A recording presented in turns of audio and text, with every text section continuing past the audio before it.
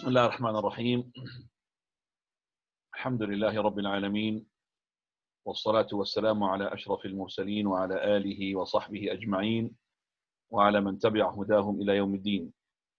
Indeed, all praises due to Allah, may peace and blessings be upon His Messenger Muhammad sallallahu alayhi wa alihi wa sallam. Inshallah is going to be tonight or today the last part of the Salat al-Janazah, because we're going through the process of the funeral, and now the chapter was the chapter of praying upon the person who died. So we're going through, and today is going to be the description of the prayer itself as well. So let's just go with the Shaykh rahmatullah alayhi in the points. Point 68 he says, and then if we have more than one janazah from men and women, we will pray upon them in either each one pray on his own, or you could pray on one go. So you could be, if you pray them on one go, then you'll make the males to be closer to the Imam than the females, regardless of the age.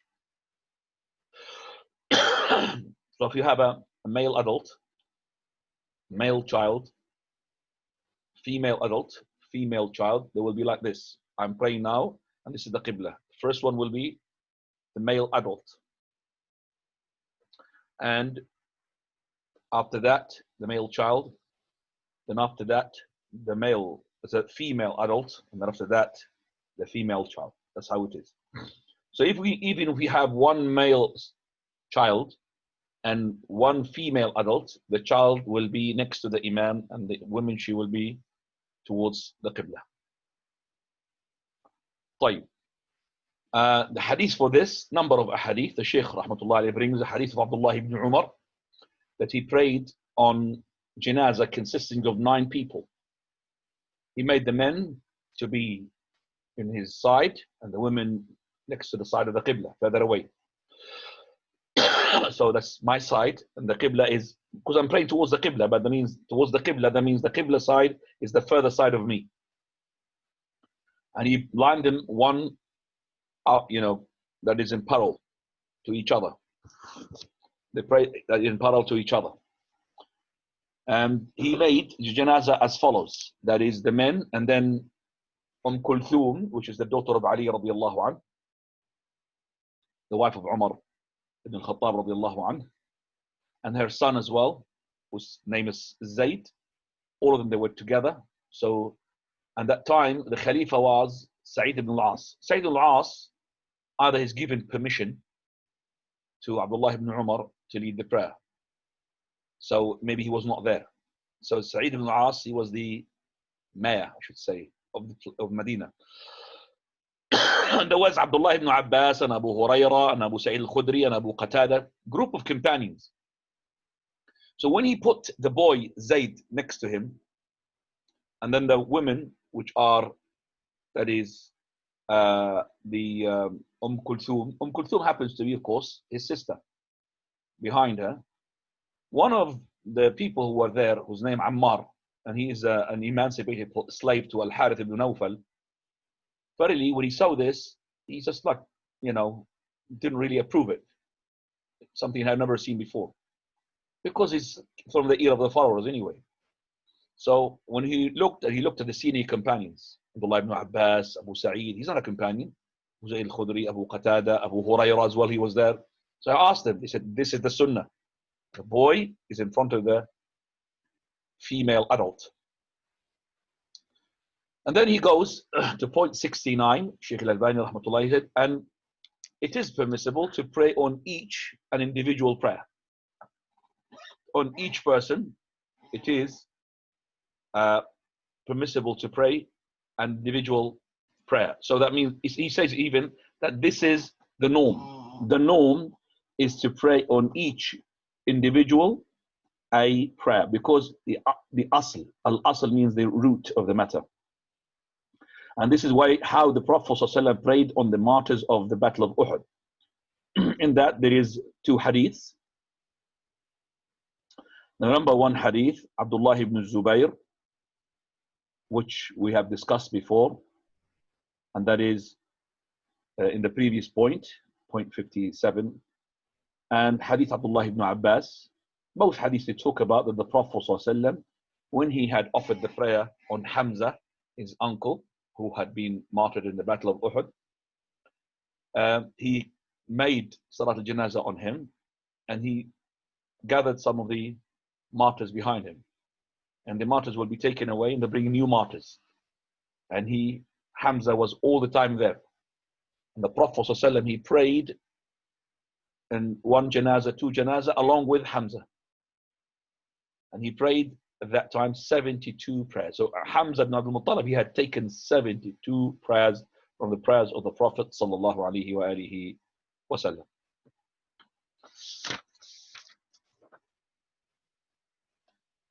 And Imam al-Nawawi rahmatullah alayhi says that the consensus regarding this issue, that is the best to pray on each person. So if it is okay to do that, so if you have about 3-4 janazah, do each one his own prayer. Each one his own prayer. That's the best. Now, this is a consensus. Some of the scholar, one, which is, he just said, which is not really correct, he said, no, it is better to pray them one go because it will be against the hastening of the process of the burial. Because the Prophet ﷺ said, hasten the process of the burial. And that praying janazah on each one will delay that. The scholars refuted this argument. They said, no, but this is more dua to the deceased, and plus the delay is not that much. So any delay which is for the sake of the better for the deceased, and it's within the limits of acceptable, we're talking about here 10 minutes, 20 minutes, half an hour, no problem. So for example, if a person had died and we need to offer his janazah prayer, okay, and we have an opportunity to gather more at dhuhr prayer, or to pray onto him straight away half an hour before dhuhr, which one is the best? To delay until dhuhr. And then we have more people. Because this delay is within reasonable. The person's body will not change. We're not allowed to put him in a fridge. And of course, we're not allowed to put him in a heated place, an oven. So if he does not change within that time, so we're talking about maximum an hour, something like this. I'm not saying an hour as a maximum, I'm just saying take it from me, but within the reasonable, because it depends upon which area. If you're in Saudi Arabia, you can't wait that much. If you're in this country during the winter, you know, even 2 hours, 3 hours, 4 hours, it doesn't really change the person because of the winter, the cold. So that is a very important issue. That is to say that even if you have about 9 janazas, we pray on each one is prayer, and that prayer does not take about 5 minutes. So if you have 10 janazas, it's 15 minutes altogether. So you're not going to delay all of them. So the one you pray on him, then you put him aside, then pray. So you could pray on each one, and you could leave the first one there. But you pray in each one as having his own individual prayer. Point 71, Shaykh al-Albani said that it is permissible to pray the janazah in the masjid because of hadith of Aisha. When Sa'd ibn Abi Waqqas radiallahu anhu had died, the wives of the Prophet ﷺ, remember Sa'd, he died after the Prophet ﷺ's death.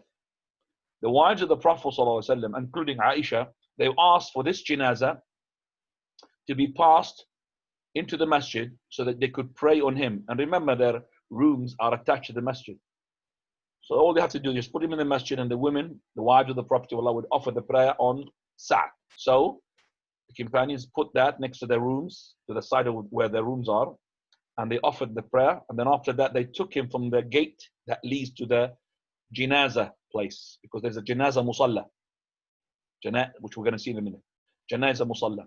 So they took him to the gate from that, and then the people, when they heard this, they started saying, that's a bid'ah. Bid'ah, that is, to pray in the masjid. And they said as well, the janazahs were not to be entered in the masjid. So Aisha heard about this, and she said, ما أسرع الناس إلى أن يعيشوا ما لا علم لهم به. What a great sentence that she had said, and we have learned a lot from it. She said, how fast are those people?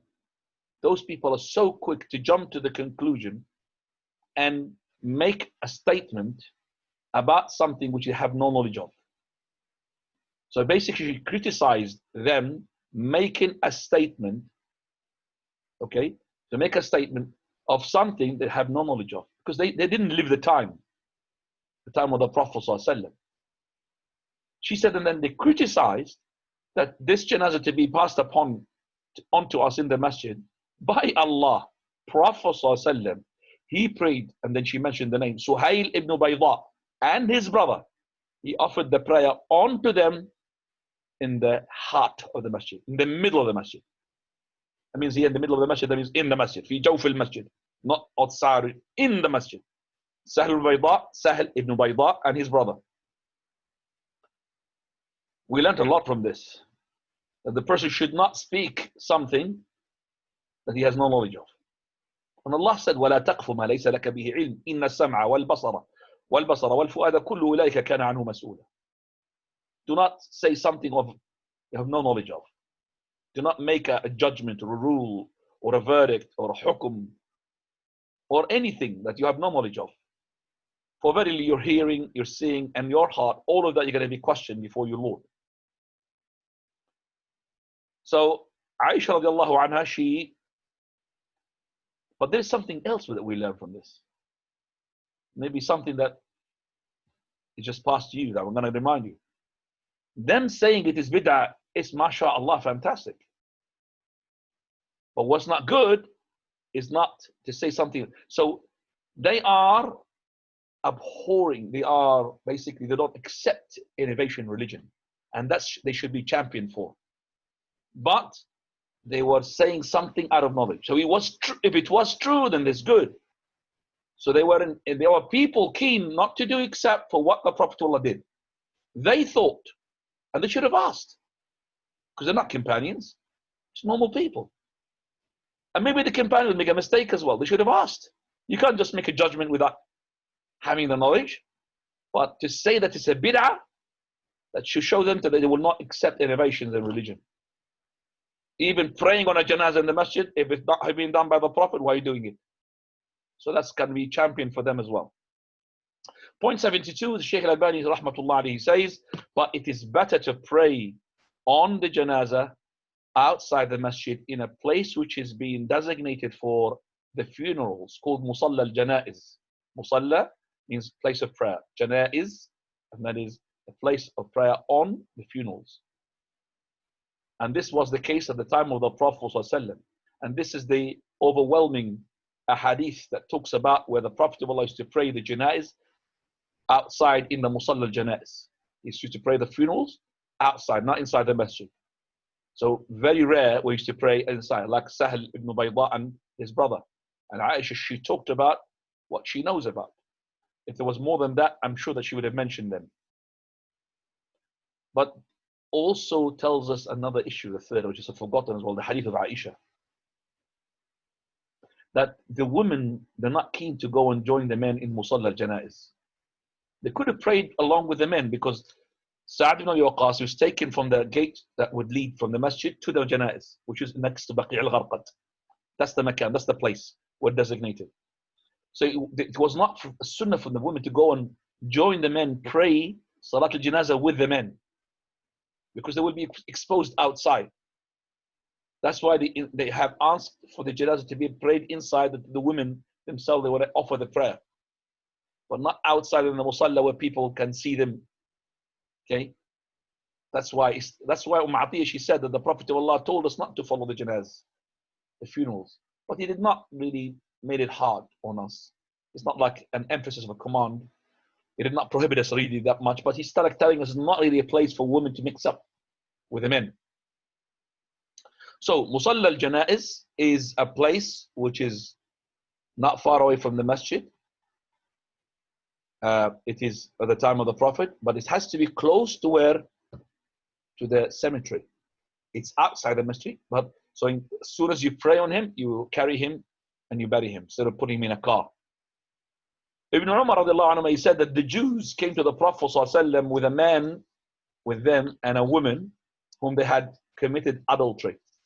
So the Prophet ﷺ said to be stoned to death, because this is the same punishment which is prescribed in the Torah as well. And they were stoned to death in a place, this hadith, next where the janazah used to be put. The funeral used to be placed next to the masjid. That shows us there was a musalla of janaiz, which is next to the masjid.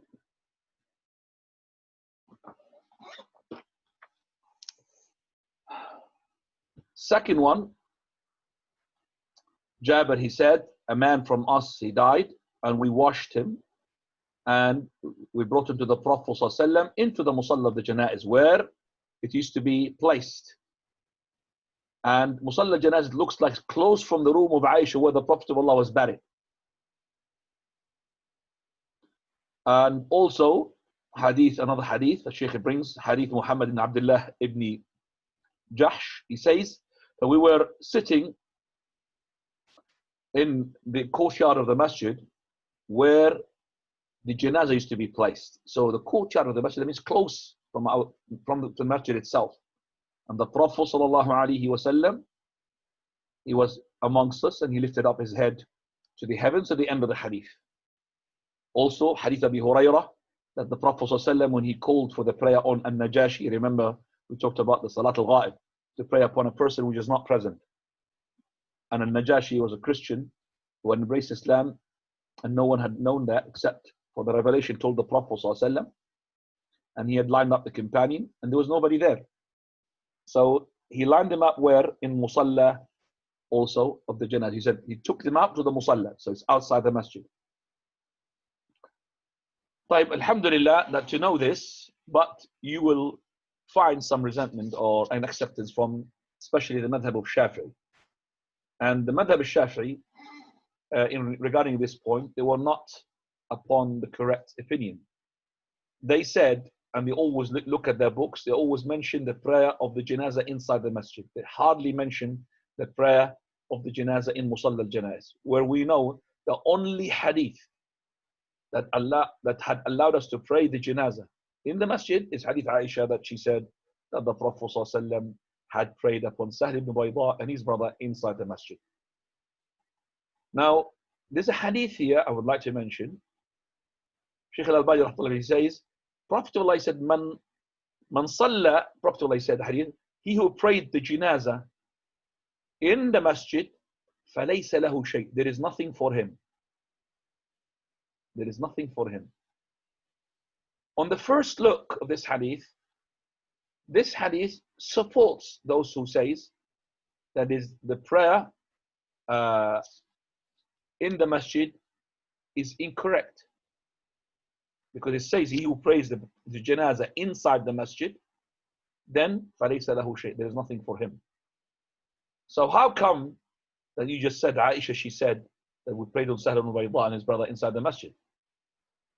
So the scholars who had said to pray in the Musalla, in contrast to Imam Shafi'i, they're more correct.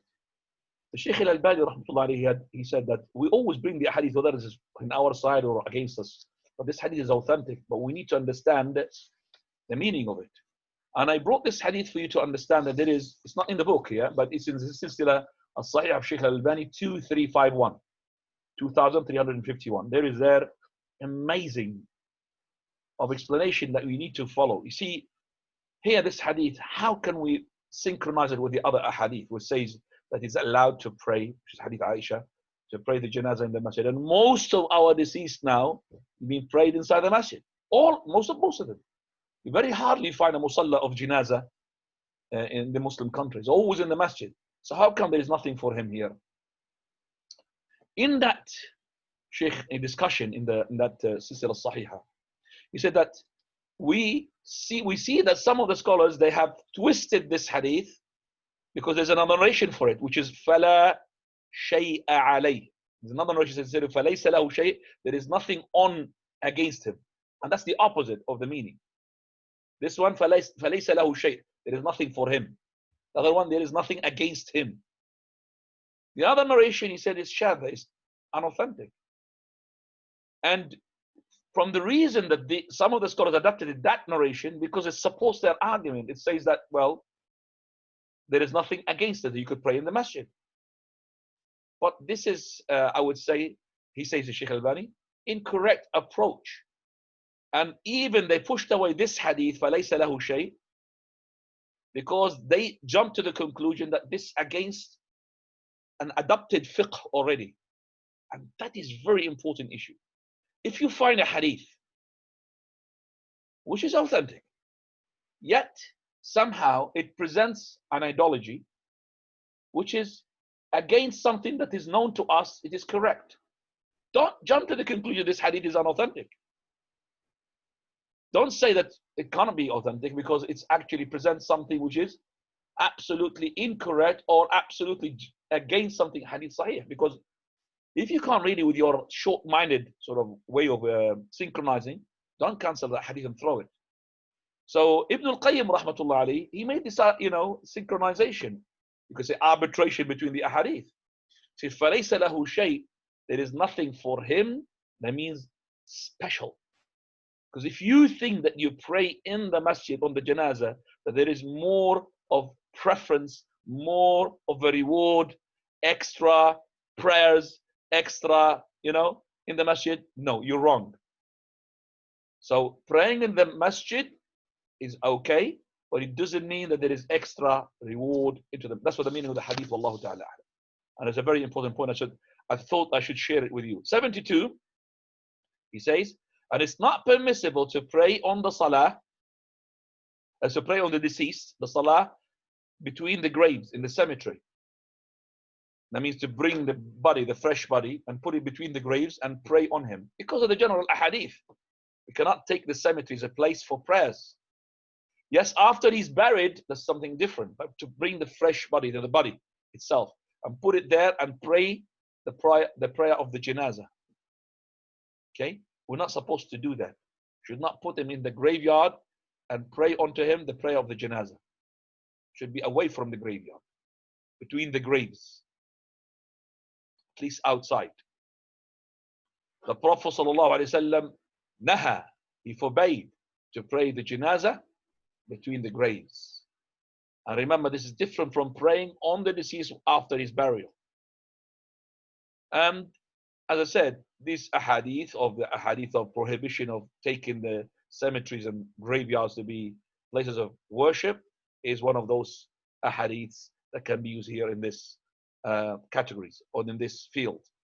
Point 73, the Shaykh rahmatullah alayhi says, and the Imam would pray behind the head of the man and the middle of the woman.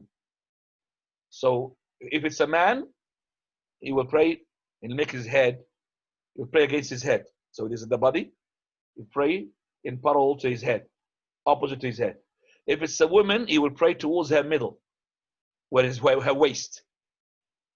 What about if it's a woman and a man?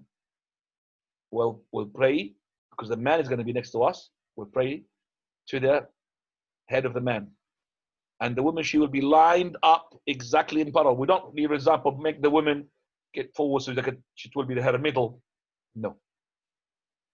Even if it's a little boy, like Zayd, you remember, and his mother, Kulthum, we pray next to the head of Zayd, regardless of that adult female behind him. Okay? So if it's a male, we are towards the head. If it's a female, then it's in the middle. If it's more than that, then the men takes priority. So we'll pray towards the heads, and the females, they will be praying, will be lined up behind them. Now, the Shaykh al-Albani tackles an issue, which is that some of the ahadith, which is not authentic here, regarding that, why Anas, the hadith which says Anas radiallahu anhu, he had prayed the janazah on a man, so he prayed against his head. And then when there's a woman came from Quraysh, he prayed, when they turned to him, Abu Hamza, this is his kunya, Anas. This is a woman, a female, he prayed against her middle.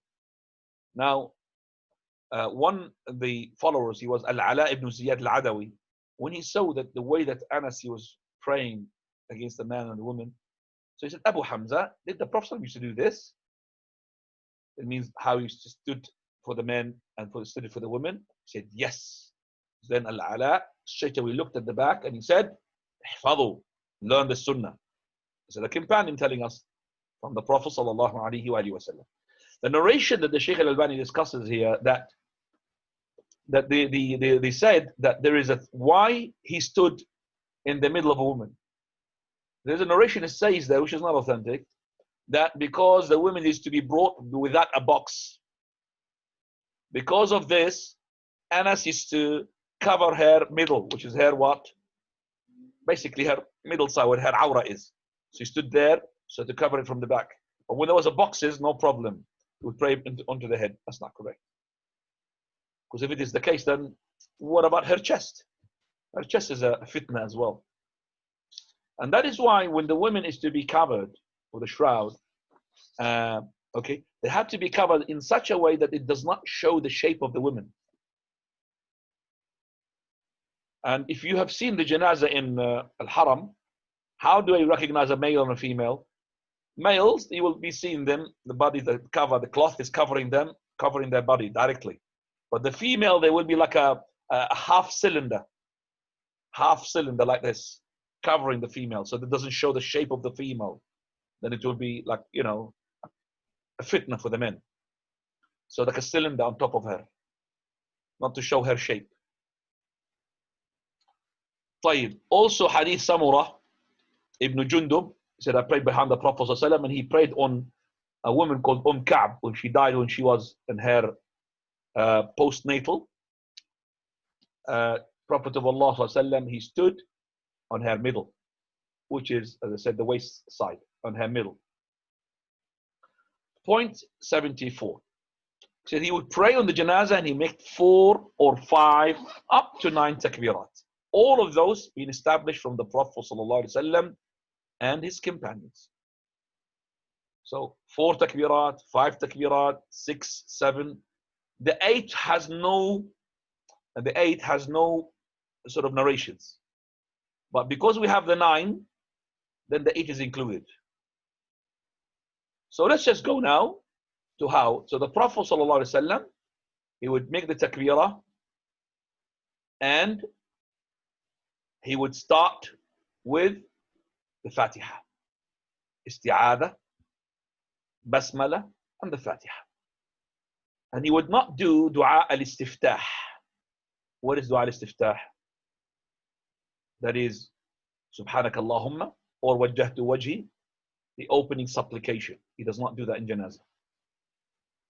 What are the proofs for the 4 takbirat? Most of the time, the narrations are that the Prophet of Allah would make 4 takbirs. Hadith Abi Hurairah, that he prayed on the Najashi, 4 takbirat. Abdullah ibn Abbas, radiallahu anhuma, and also he prayed on the man that he was buried during the night, 4 takbirat. Also Yazid ibn Thabit, that when he prayed, that the Prophet when he prayed on a woman, he prayed as well, 4 takbirat. Also, we have another hadith where the companions of the Prophet ﷺ, regarding his prayer, the companions of the Prophet ﷺ, they had narrated regarding the Prophet ﷺ praying his prayer on that woman who had been cleaning the masjid, 4 takbirat. Also, Abu Umama, not Abu Umama al-Bahili, the well-known hadith companion, is another Abu Umama, which he had seen the Prophet, but it looks like he took it from another companion. Not Abu Umama al-Bahili. Okay, this person is called Sa'd ibn Sa'd ibn Hanif al-Ansari. Abu Umama, he said, the sunnah is to pray the janazah, and the Imam would recite takbir, and then he would make first takbir and then 3 takbirat, totaling of 4 takbirs. Hadith Abdullah ibn Abi Awfa, Prophet ﷺ used to make 4 takbirs. As for the 5 takbirats, we have as well Hadith Abdul Rahman ibn Abi Layla. He said Zayd ibn Arqam used to pray the janazah on our janazah 4, and one day he made 5. So I asked him, Abdul Rahman ibn Abi Layla, he asked him. He said the Prophet ﷺ used to do it. So Abdul Rahman ibn Abi Layla said, Wallahi, I will never leave this after I heard this. Alas, 5 takbirat. They will listen. Also, we have for the 6 takbirat, which is being mentioned from the Sahaba, radiallahu anhum, and there is no one to oppose them. Abdullah ibn Mughaffal, that Ali ibn Abi Talib, radiallahu anhu, he prayed on Sahl ibn Hunayf. He had made 6 takbirs. Then he looked back and he said, he is from Badr. Meaning now that the addition of the takbir is for somebody who is, known. That's why Shaykh al-Albani, Muhammad Shaqra, he prayed upon him 9 takbirs on the Shaykh rahmatullah alayhi. So he said he's from Badr, the Battle of Badr, because he's the one who had witnessed the Battle of Badr. Ali ibn Abi Talib offered 5 takbirs. Even he had mentioned when a special person, he made 6 takbir, Ali ibn Abi Talib. Alqamah, the student of Abdullah ibn Mas'ud, he came from Bilad al-Sham and he said to Abdullah ibn Mas'ud, you know your brothers who have seen in Bilad al-Sham, they're making takbirs 5. Can you just make us, define for us takbir? How many takbirs? I mean, we got used to the 4. Now he's making us 5 in Bilad al-Sham. Abdullah ibn Mas'ud, he just went for a bit of time thinking and thinking. Then he said, well, look at your people who are leading you. Whatever the leader says and he does, you do his takbir. No timing, no limitation for this takbir. And also we have Abd Khair. He said that Ali ibn Abi Talib used to make takbirs 6 on the people who had witnessed the battle of Badr. And we have also the takbir of the 7. A hadith regarding the 7. And we do have the Ali ibn Abi Talib, which is Musa ibn Abdullah ibn Yazid. He said, Ali ibn Abi Talib, he prayed on Abu Qatada. And he made 7 takbirs. So we got here the 7 takbirs. Right. Now we got the 7 takbirs. As for the 8, we don't have any mentioned here.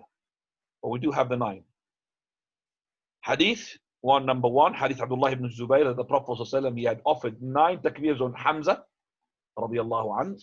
The same hadith, which is as well another one, which is from Abdullah ibn Abbas, that the Prophet of Allah, when he stood on Hamza, he made 9 takbirs. So basically, this is the takbir that we have established now. The minimum is 4, and that's more of the time, the frequent prayer of the Prophet of Allah, up to 9. You cannot increase on the 9. And you cannot go less than the 4. And the most of the takbirat, the one which has been narrated from the Prophet, are to be 4. But you are up to 9, as being established with a hadith, no doubt about it, that the Prophet Allah, he had offered 9 takbirs on Hamza ibn Abd al-Muttalib, radiyallahu anhu wa ardah. Right. Now we come to point 75. He says that person, he would raise up his hands in the first takbirah. The Prophet ﷺ, he would raise up his hands in the first takbirah, like we showed you in the prayer of the Prophet ﷺ described. So this is first takbirah. He prays with the first, he would raise up his hand in the first takbirah.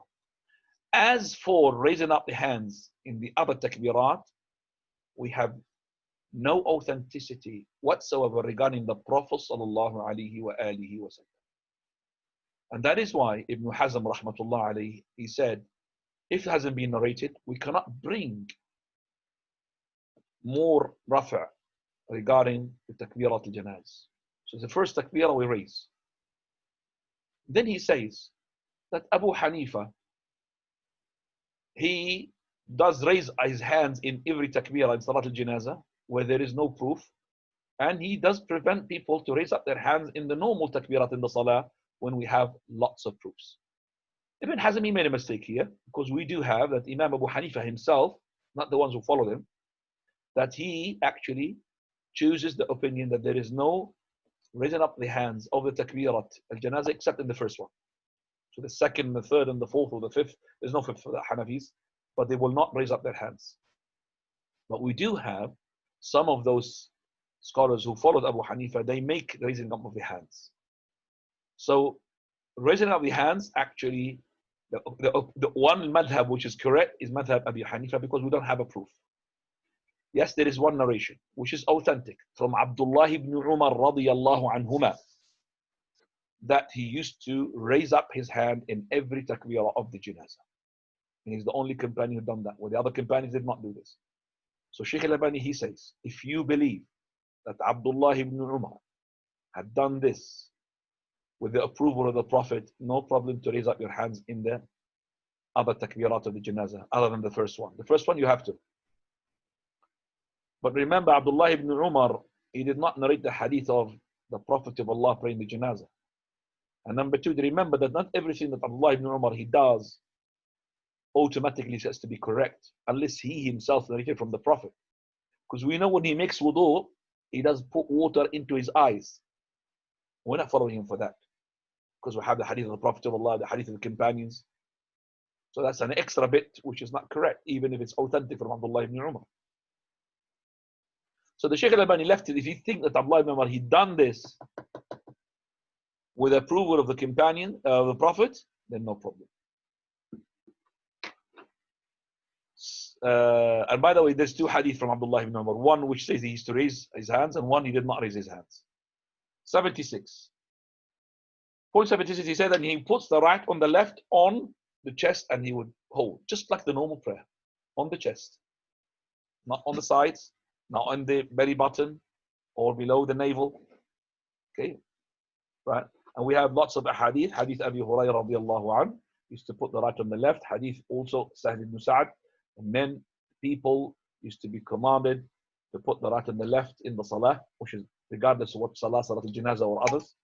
And also hadith Abdullah ibn Abbas radiallahu anhuma, that I've heard the Prophet sallallahu alaihi wasallam, he said, we, the prophets, being commanded to hasten our breaking of the fast and to delay our sahur and to put our right on our left in the salah. Right. Now we have other hadiths where the Prophet ﷺ, he had put his right on the left, and I'm going to skip that because we've alhamdulillah established this, so it's above the navel. Go to point 77, that when you do your first takbir and put this, you read now the Fatiha, and also there is a surah. So you could read Fatiha, or you could read Fatiha and a surah. Because hadith Talha ibn Abdullah ibn Auf, that he said, I prayed behind Abdullah ibn Abbas in a janazah. He recited a Fatiha and a surah. And he recited them loudly, not silently. He recited them loudly. So when he finished, I took him aside.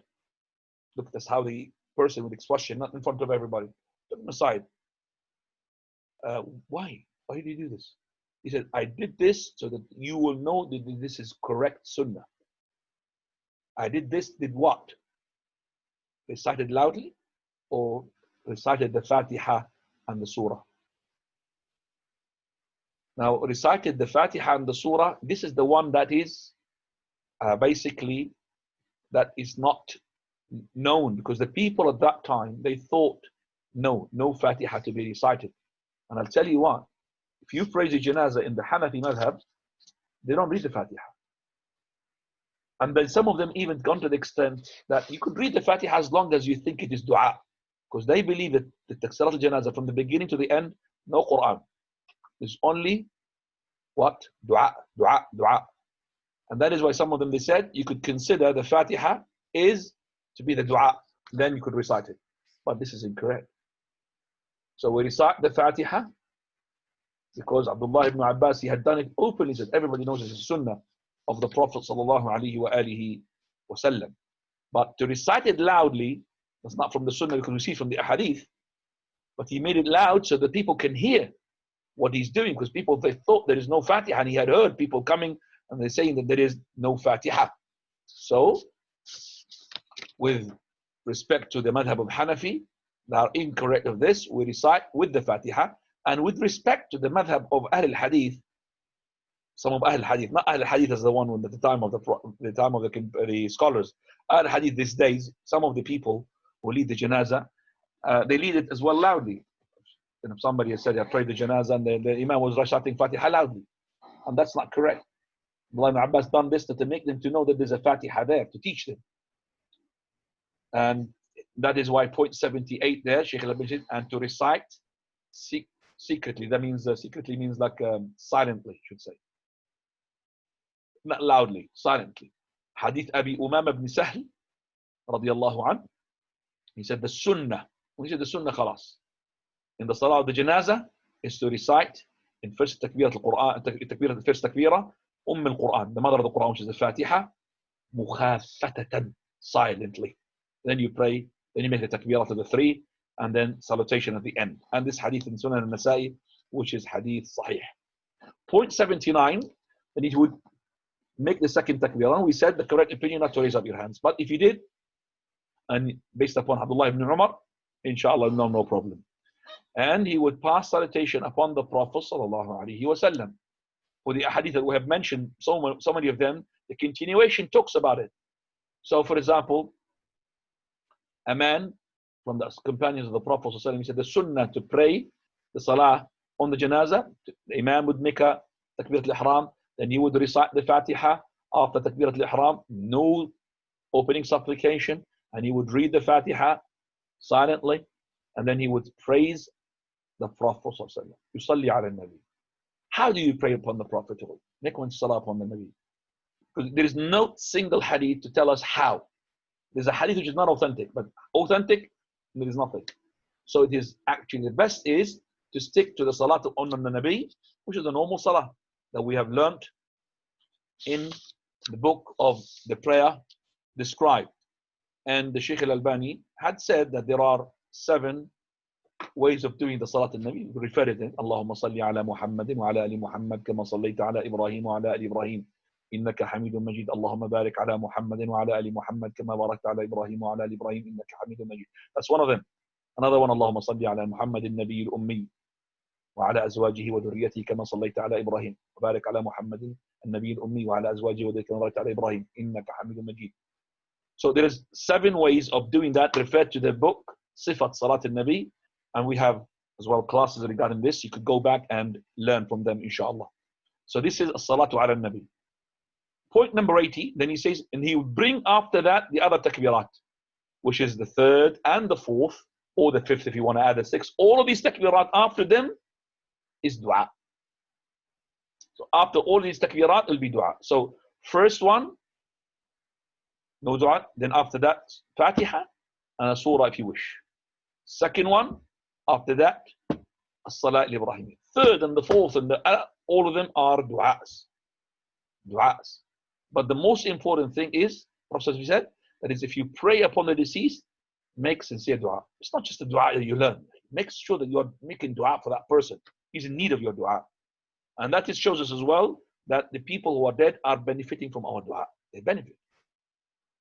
And you make the dua, point 81 he said, he makes the dua with what is being confirmed from the dua of the Prophet sallallahu alaihi wasallam. And he said, I have got 4 of them. Hadith Auf ibn Malik, the Prophet sallallahu alaihi wasallam, he prayed on a janazah, and I have memorized the following dua from the Prophet. What he was saying, Allahumma ighfir lahu warhamhu, wa'afihi wa'fu anhu, وأكرم نزله ووسع مدخله واغسله بالماء والثلج والبرد ونقه من الخطايا كما ينقى أو كما نقيت كما ينقى أو كما ينقيت. Both narrations are correct. قال كما ينقى الثوب الأبيض من الدنس وأبدله دارا خيرا من داره وأهلا خيرا من أهله وزوجا خيرا من زوجه وأدخله الجنة وأعذه من عذاب القبر ومن عذاب النار.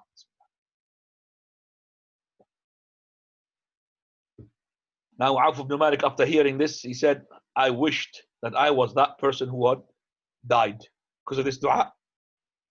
I wish that I was that person who is dead there instead of him. This hadith is Sahih Imam Muslim.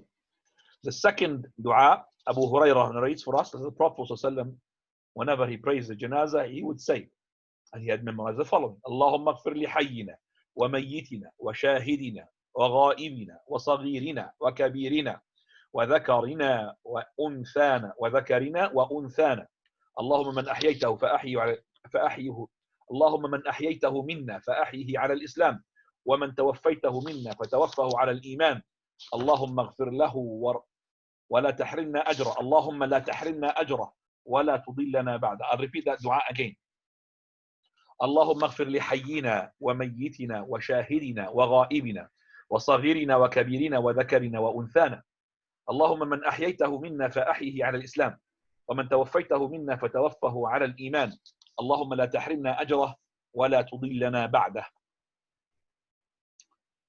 The third dua of the supplications, and if you just wait for a second for me please, because I need to just to put the fans down because it's really loud. We go back to the as well. The Shaykh Rahmatullah alayhi said the third one, Wathilata Ibn al-Asqa', he said that the Prophet ﷺ, he prayed upon a man from the Muslims and he had heard him saying the following: Allahumma inna fulan ibn fulan fi dhimmatika wa habli jiwarik faqihi fitnat al-qabr wa adhab al-nar wa anta ahlu al-wafa'i wal-haqq faghfir lahu warhamh innaka anta al-ghafur rahim. The fourth one, from Yazid ibn Rukana ibn al-Muttalib. He said, the Prophet ﷺ, whenever he wants to go to the janazah, in order to pray on it, he would say, Allahumma abduka wa ibnu amatik ihtaja ila rahmatik wa anta ghaniyun an adabih. إن كان محسنا فزد في حسناته وإن كان مسيئا فتجاوز عنه. Very short du'as, mashallah. So also he says, Shaykh al-Albani, that this hadith is sahih and it has another one which will support it. And that is from Sa'id al-Maqburi. Sa'id al-Maqburi, from the people who are from the era of the followers, he said, I've asked Abu Hurairah, how do you pray upon the janazah? He said, for verily, I'm going to be, by Allah tell you. First of all, when I follow it from its people, when they bring it, when it's been put, I would make the takbir. And then I would praise Allah Azza wa Jal. And I would pray upon the Prophet Sallallahu Alaihi Wasallam. And then I would say, Allahumma innahu abduka ibnu abdika ibnu amatik. Kana yashhadu an la ilaha illa anta wa anna Muhammadan abduka wa rasuluk. وأنت أعلم به اللهم إن كان محسنا فزد في حسناته وإن كان مسيئا فتجاوز عن سيئاته اللهم لا تحرمنا أجره ولا تفتنا بعده. Right. This hadith, Shaykh al-Albani makes it also that is Hasan. Point 82, he says, also the dua between the takbirah, the last takbirah, and the salutation is also allowed, because we know that in the haram, after the Imam says takbir, the last one, Allahu Akbar. Okay, the last one, he says Allahu Akbar. He says Assalamu alaikum wa rahmatullah. You must have heard this. There is no, they don't leave you for time for dua. But the Shaykh al-Albani said there is. The Shaykh al-Albani said there is permissibility to say that, because there is. And he brings the hadith of Abdullah ibn Abi Awfa. He said, I have witnessed the janazah. Sorry, this is hadith Abi Ya'fur from Abdullah ibn Awfa radiallahu anhu. And he said, I have seen him making a janazah, and he had made a takbirah, 4 takbirat, and then he started making supplication. And he said that he had prayed 4 takbirs. Would you see me praying 5? He said, no, because the Prophet of Allah, he prayed in 4. So he made 4 takbirat and he made dua. In this hadith, he made 4 takbirat, and even after the 4th takbirah, he made dua. Now, then the Shaykh al-Albani discusses the difference amongst the scholars of Hanafiya, Shafi'iyya, Malikiyya, because the Hanabila, they don't make dua between the 4th takbirah and the taslim, where the Shafi'iyya, they do so. And the correct opinion that is allowed to do so. And one day, I want to document this as well. When I was in the Haram of Medina, and sometimes the Imam is there, Sheikh al-Hudhayfi. Hudhayfi Hafidhahullah, he is the great Sheikh of the recitation. He is even the head of the Lajna of the Mus'haf al-Malik Fahd. Hudhayfi, he had made one of these prayers that I thought, he's not going to last for a long time for this prayer. He's not going to do it again. He prayed the janazah. The people are not really knowledgeable. They don't know what's happening. But somebody who knows, like you and myself, and he made the last takbirah, and he expected to say Assalamu alaikum, and he went a bit quiet. I would say maybe for 10 seconds. And I was really sort of worried what's going to happen to the Shaykh after this, because something never happened. 1, 2. And there is somebody, maybe some people of you listening here who are in the Medina, maybe they've noticed this. 1, 2, 3. And then he made the salutation. I thought, is the Shaykh is going to be able to do that again? Then I came to a different day, and after that, a day and a day, never been repeated. It's like being told off. That's it, once and that's it. We have to keep on to the same thing. Allahu A'lam. Then the Shaykh, he says, point 83, and it will make salutation on the right and on the left. And you're allowed to make 1 salutation. And we know that the haram is only 1 salutation. And then he brings the ahadith. For the hadith Abdullah ibn Mas'ud, he said 3 things that the Prophet of Allah used to do them. And the people had left them. One of them is to make taslim upon the janazah, just like the taslim upon the prayer. They left them already at the time of Abdullah ibn Mas'ud. So that is to make taslim on the janazah, like you make taslim upon in the prayer. In the prayer, there are 4 ways of taslim. One, which is the full one. On the right, Assalamu alaikum wa rahmatullahi wa barakatuh. Then on the left, Assalamu alaikum wa rahmatullah. That's the first one. Second one, Assalamu alaikum wa rahmatullah. On the left, Assalamu alaikum wa rahmatullah. Third one, Assalamu alaikum wa rahmatullah. Assalamu alaikum. Fourth one, Assalamu alaikum. And then it's just a slight turn. None of these has been applied in the Salat al-Janazah. None of them in the Haram. Why? Because the last one, even that one, they don't do it correctly. They say, when they say Assalamu alaikum, he says, the people say, Assalamu alaikum, Assalamu alaikum. So the last one, Assalamu alaikum, like this. It's not turning the full turning, just a bit. Assalamu alaikum. So anyway, that the Shaykh Rahmatullahi says that the establishment of the ahadith, that you could pray the mixed salutation in the janazah just like you do in the prayer with the 4 ways that I just mentioned now. And the Shaykh, point 84, he said no problem to make one salutation as being mentioned. Point 85, which is now something maybe you never heard of, that is the sunnah is to make the salutation sirra, silently. So the Imam will do it silently, and then the ones behind would see, and then the ones behind would see. And this is Hadith Abi Umama, which I've mentioned before, that he would make salutation silently in himself. That is, or sorry, what is this? Okay, just silently. So how the people will know? From his movement. They will know the salutation here, and then the people behind will follow him. Have you ever prayed a prayer like this? You haven't. I haven't, but I have witnessed the students who had prayed, and it was on tape. I heard it, that it was when they offered the prayer on one of the shuyukh. Can't remember who he was, and they offered the prayer like that. And even after, before the prayer of the janazah had started, the Imam had basically told the people, when the people hear about hundreds and hundreds of people, he told them what he's going to be doing. I'm going to be doing the following. You could videotape, sorry, you could, for example, see the Salat al-Janazah of the shuyukh that we have on now at the moment on YouTube. Unfortunately, at the time of Sheikh al-Albani, there was no mobiles with all of this. You could have learned a lot. But there's the Sheikh Izzat Khadr, his student, whom Sheikh Mashhur had prayed his janazah on him. You could witness that. And you see, Salat Izzat Khadr, Sheikh Izzat Khadr Abu Abdullah, Rahmatullah alayh, was a Sheikh, and he was a good friend of mine, Rahmatullah alayh. Type.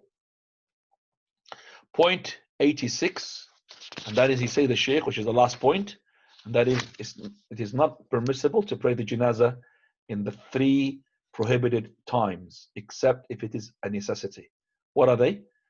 Prophet ﷺ, he said, Hadith Uqba ibn Amir, 3 hours, 3 times, 3 basically times, 3 hours. The Prophet of Allah used to forbid us to pray in them, or to, that is, bury our deceased when the sun is rising until it is risen. That means 2 meters above the horizon.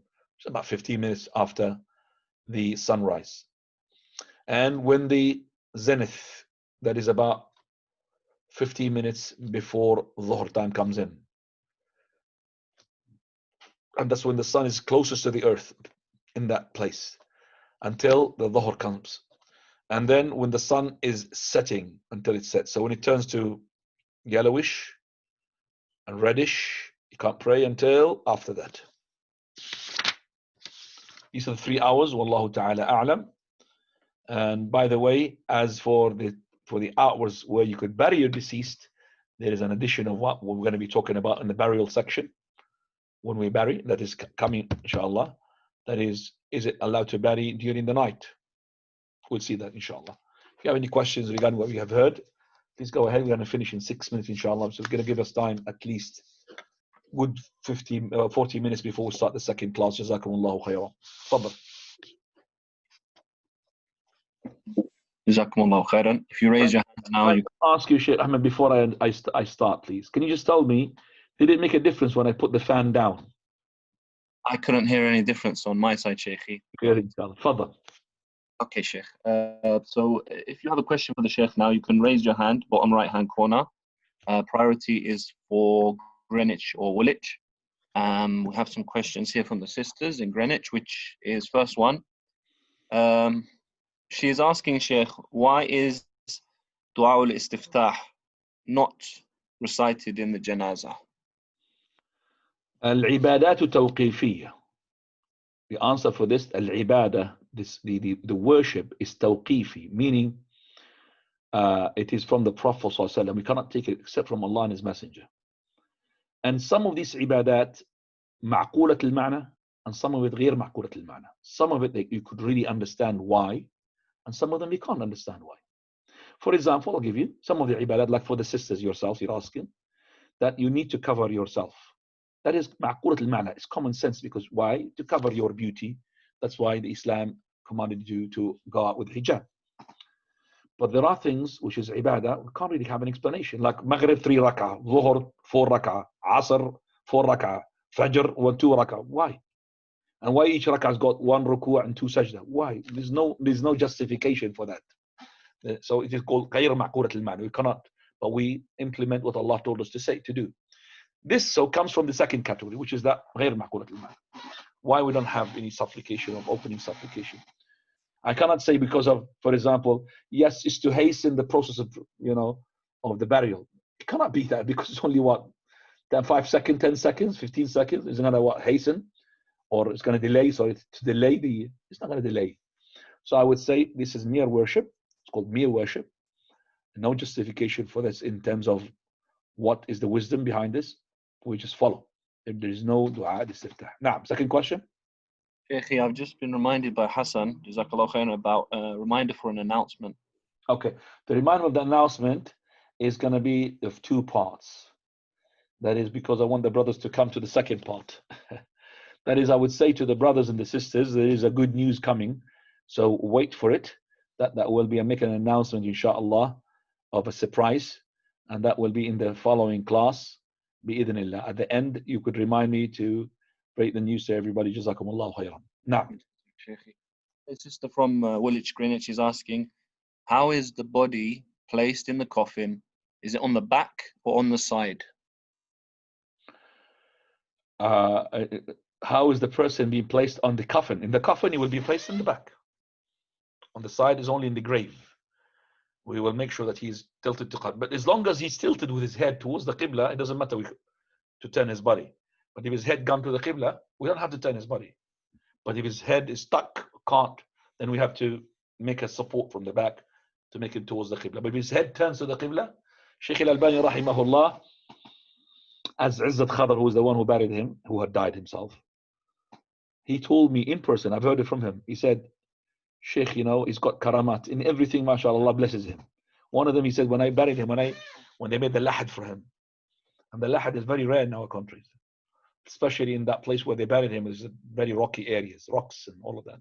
They had to bring municipalities with the compressors and dig properly, and we had to wait. And I was there waiting for about maybe more than an hour and a half just with this digging, with lights. It was during the night, with lights and everything. It was during just after Maghrib.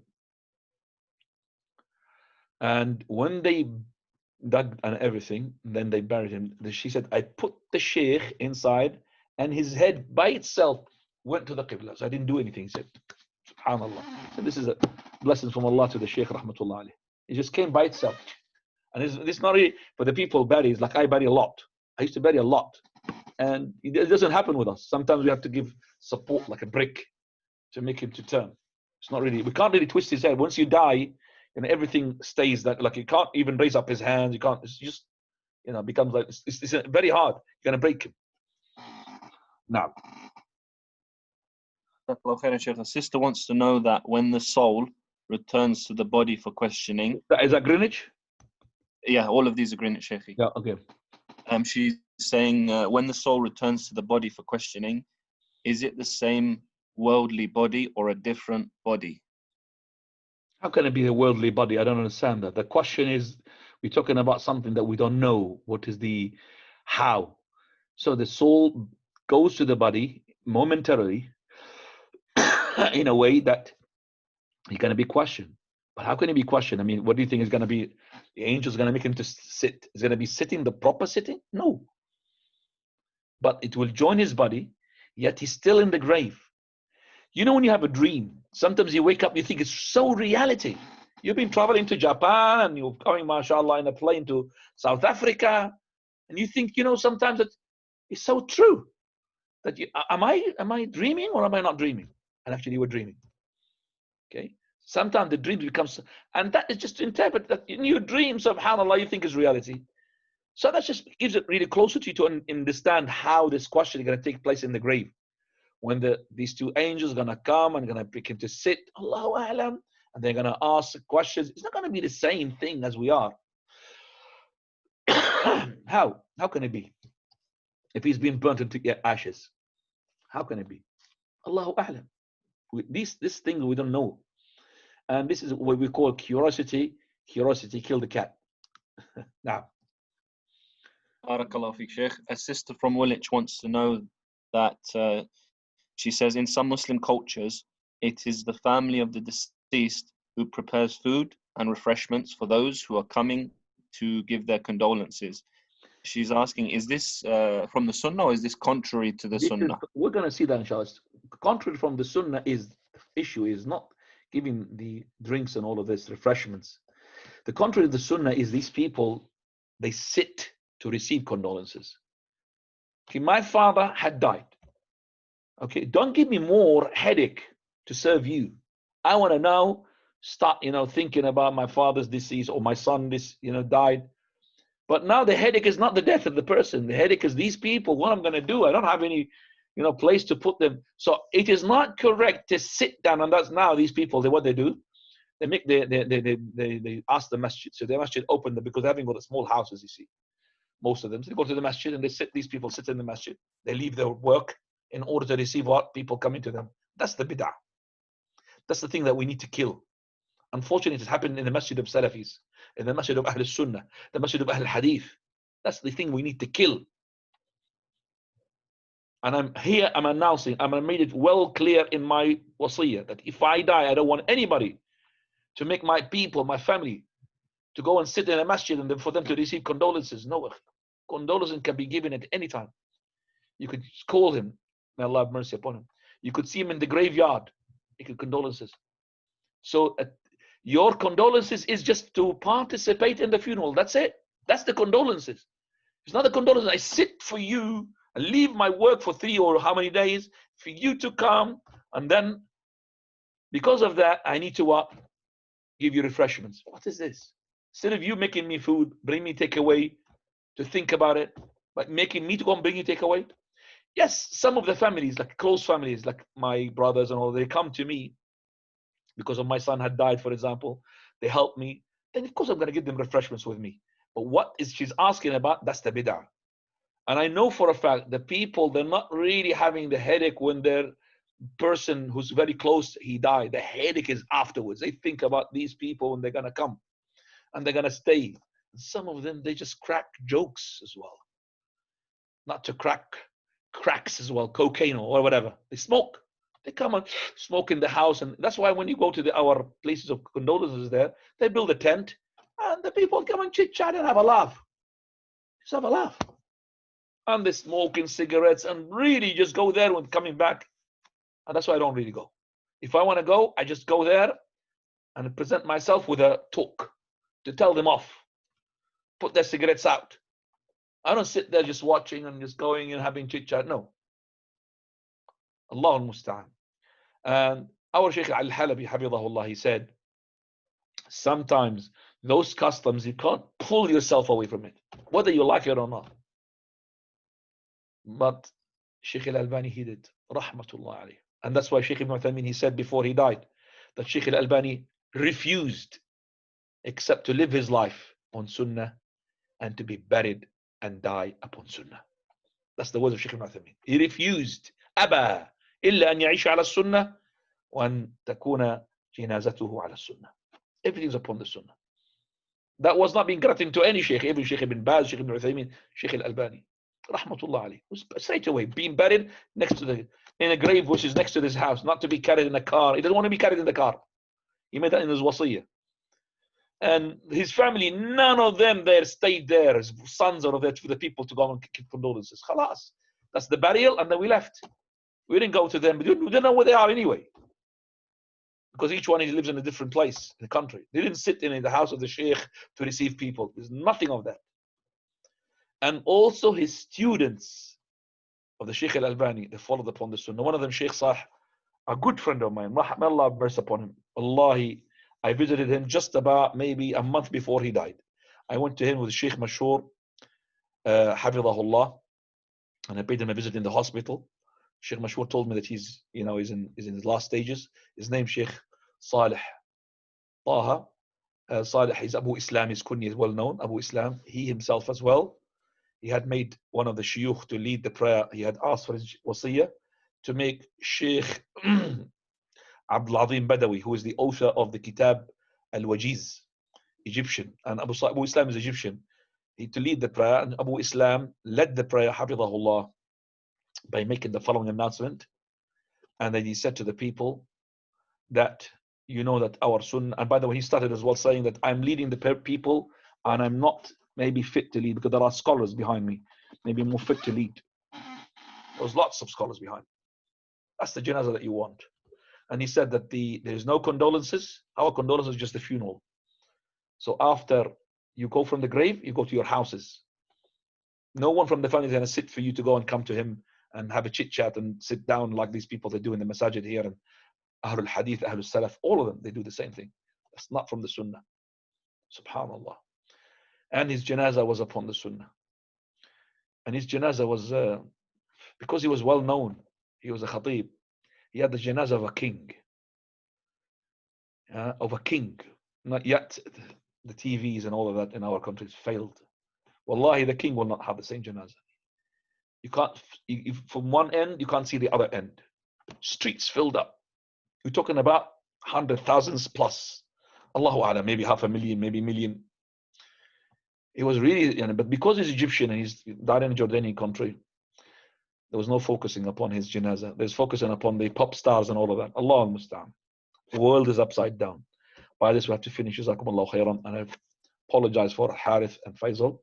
But inshallah, we'll have maybe some time in the second class. You could ask me inshallah there. Subhanakallah bihamdik. Ashhadu an la ilaha illa anta astaghfiruka wa atubu ilaik. Jazakumullahu khairan.